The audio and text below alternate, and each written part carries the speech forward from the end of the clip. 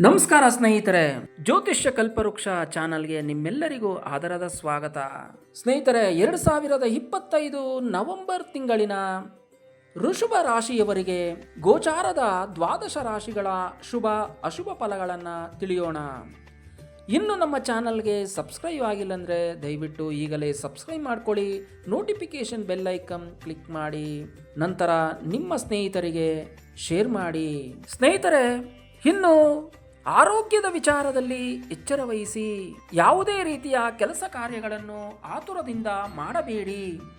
ಯೋಚಿಸಿ ಮುಂದುವರಿಯುವುದು ತುಂಬಾ ಒಳ್ಳೆಯದು.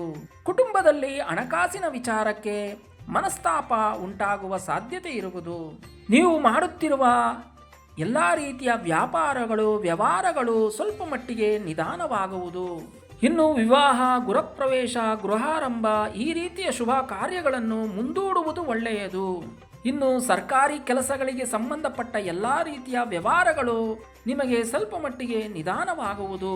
ಇನ್ನು ಹೊಸ ವಾಹನಗಳನ್ನು ತೆಗೆದುಕೊಳ್ಳುವವರಿಗೆ ಶುಭ ಸಮಯವಲ್ಲ, ಅದನ್ನು ಮುಂದೂಡುವುದು ತುಂಬಾ ಒಳ್ಳೆಯದು.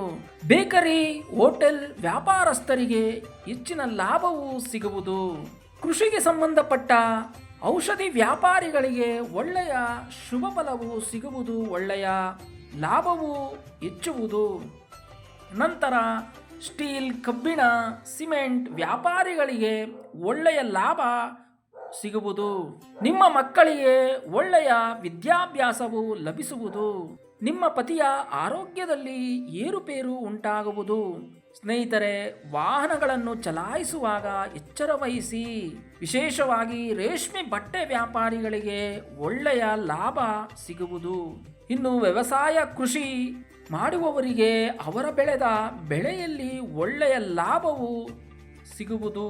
ರಿಯಲ್ ಎಸ್ಟೇಟ್ ಮಾಡುವವರಿಗೆ ಒಳ್ಳೆಯ ಶುಭಯೋಗ. ಭೂಮಿ, ಮನೆ ತೆಗೆದುಕೊಳ್ಳುವವರಿಗೆ ಒಳ್ಳೆಯ ಶುಭ ಫಲ.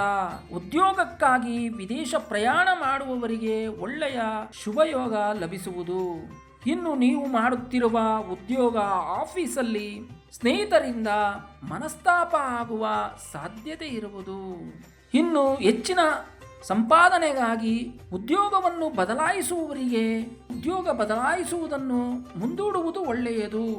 ಉದಾಹರಣೆಗೆ TV, mobile, fridge, washing machine ಈ ರೀತಿಯ ಎಲೆಕ್ಟ್ರಾನಿಕ್ಸ್ ವಸ್ತುಗಳನ್ನು ಮಾರುವವರಿಗೆ ಹೆಚ್ಚಿನ ಲಾಭವೂ ಸಿಗುವುದು. ಇನ್ನು ಆಟೋಮೊಬೈಲ್ ವ್ಯಾಪಾರಸ್ಥರಿಗೆ ಒಳ್ಳೆಯ ಲಾಭವೂ ಸಿಗುವುದು.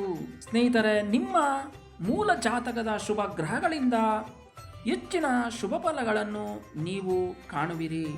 ಇನ್ನು ಪರಿಹಾರ ಎಂದು ಹೇಳುವುದಾದರೆ, ಪ್ರತಿದಿನವೂ ನಿಮ್ಮ ಕುಲದೇವರ ಪೂಜೆ, ಆರಾಧನೆ ಮಾಡುವುದು ತುಂಬ ಒಳ್ಳೆಯದು. ಸಾಧ್ಯವಾದರೆ ಗಣಪತಿಯ ದೇವಾಲಯಕ್ಕೆ ಹೋಗಿ ಪೂಜೆ ಮಾಡುವುದು ತುಂಬ ಒಳ್ಳೆಯದು.